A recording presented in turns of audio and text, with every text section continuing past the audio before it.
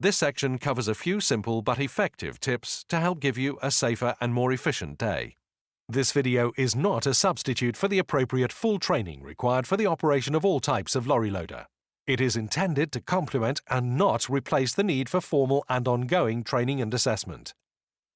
Several of the sets of regulations referred to in earlier sections, most notably the Provision and Use of Work Equipment Regulations, or PUA, emphasize the requirement to use equipment for its intended purpose only. If in doubt, refer to the manufacturer's handbook. This section combines advice from BS 7121 Part 4 and the product standard for loader cranes EN 12999 to provide some of the key points in terms of common do's and don'ts. So, let's just take a moment and look at some of these do's and don'ts. Firstly, rated capacity should be understood. The rated capacity plate of the loader allows the operator to work out the capacity of the machine, and subsequently what it can lift at any radius. In simple terms, the first step is to look at the capacity plate and multiply the load which can be lifted at a given radius. For example, if the lorry loader has a maximum radius of 9 meters, at which it can lift 1,000 kilograms or 1 ton, then we multiply them together, and therefore we know that it is a 9-ton meter machine.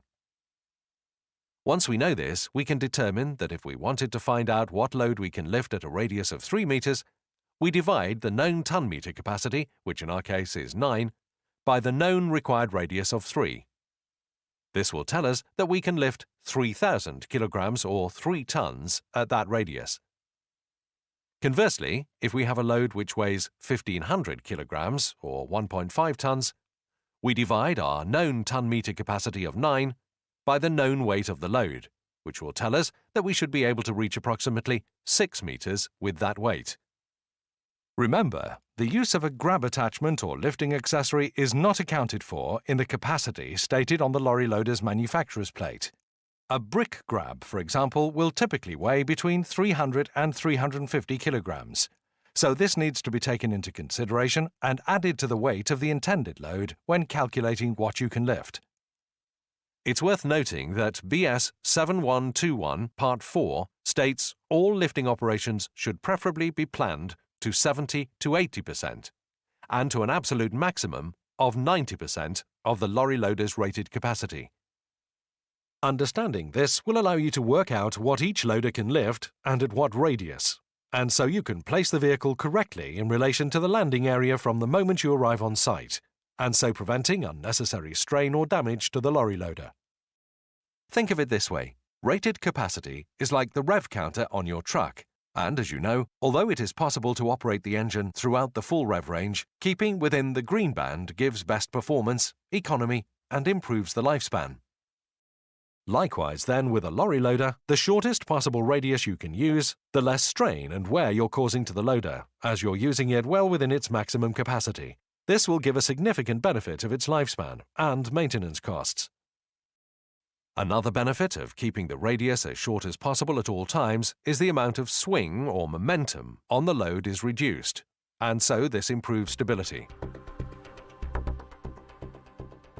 Coupled with this is the importance of keeping the load as low as possible at all times. This has several benefits. Firstly, and most importantly, is that should the vehicle start to tip over for any reason, the load will immediately touch the floor and prevent the vehicle from overturning in most cases. Furthermore, there is no risk of anyone getting under the load. And should the load be dropped for any reason, it'll minimize the amount of damage caused.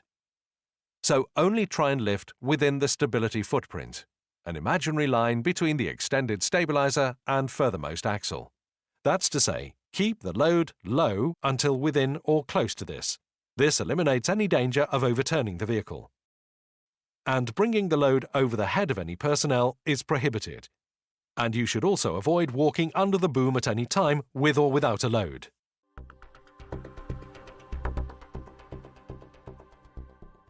In all cases, the operator should ensure they have a clear view of the load, the path being taken, and the load landing area. If this is not achievable, then a signaller will be required. Blind lifting is proven to be dangerous and is prohibited at all times without a signaller.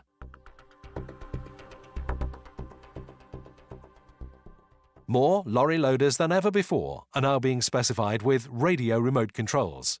These are a valuable tool which permits the operator to have an improved versatility and positioning, often reducing the number of occasions whereby a signaller may be required. Remote controls not only bring significant benefits, but also some potential hazards, and additional specific training is required for the use of these. A key point to emphasize is the importance of isolating the controls at all times when the loader is not in use, such as attaching a load, in order to prevent the control being inadvertently operated. Likewise, the controls must not be operated while the operator is walking, as this is extremely dangerous. Should the operator need to reposition himself at any point during the lifting operation, he must isolate, reposition, and then reactivate the controls once he is again standing still. With a remote control, it is important not to position yourself between the load and a stationary object such as the vehicle or a building, so there is no risk of accidentally being crushed. Some sites also forbid the use of radio controls due to sensitive electronics or flammable liquids, for example. So in these cases, the umbilical cord or manual controls must be used. Whether you're using a brick grab or slings, a test lift should be done every time you lift a load from the ground. The purpose of this is to ensure you have the load well balanced and that it's securely held before attempting to maneuver the load. If you are not happy with the load's stability or security, place the load back on the floor, isolate the controls, and readjust before carrying out another test lift. Brick grab attachments are extremely common and are designed primarily for handling packs of bricks and blocks. Pallets are designed for lifting, not clamping. So, if the product is palletized, make sure you clamp the bottom row of the product and not the pallet, or the pallet could break. The correct way to clamp the load is to position the feet squarely against the bottom row of the product, and then to pressurize the grab closed for a couple of seconds until you hear the pressure relieving. Many builders' merchants have bag hooks fitted to their brick grabs for use with lifting slings or the attachment of bulk bags. These hooks are individually marked with their rated capacity. Unless designed to be clamped, bulk bags must be attached onto these lifting hooks, as the grab rails are only designed for compressing against a pack, not for supporting the weight of a bulk bag, which can cause extensive damage to the grab attachment. In addition to carrying out pre-operational checks on all lifting slings and other accessories, they should be also examined before and after each use, as they're subjected to significant wear.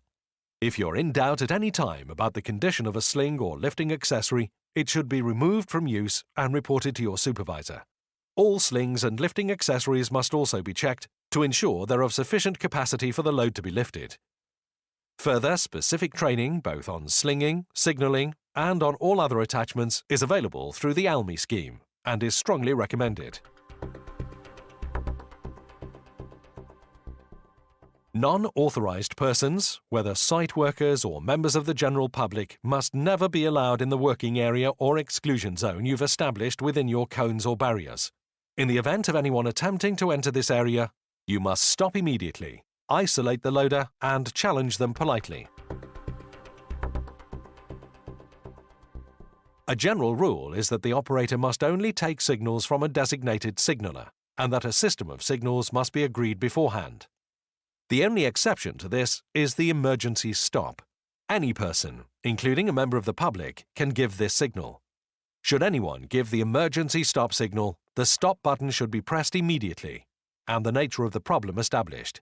Do not lower the load, as it may be that little Johnny has run underneath to get his ball back. Lorry loaders are designed for the lifting and placing of loads.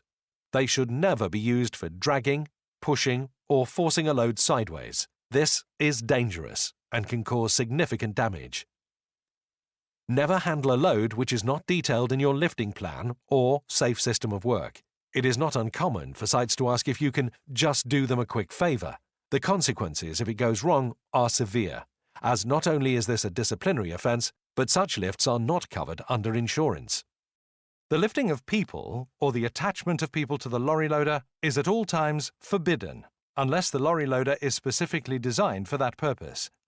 Lifting of people also requires additional detailed training and safe systems of work. Avoid shock loading and aggressive lever movements. As well as creating a risk of instability, they can cause substantial damage to the lorry loader. Do not jump out of the cab. Use the 3 points of contact rule at all times when climbing into or out of the cab or onto any raised workstations. So, to summarize, following the tips in this section will allow you to operate your lorry loader at all times in the safest possible way and in a way which minimizes wear and damage. The manufacturer's handbook should always be referred to and checked against the advice and methods provided in this section. Ensure that the manufacturer's instructions are followed at all times. Take pride in being a safe operator who looks after his machine.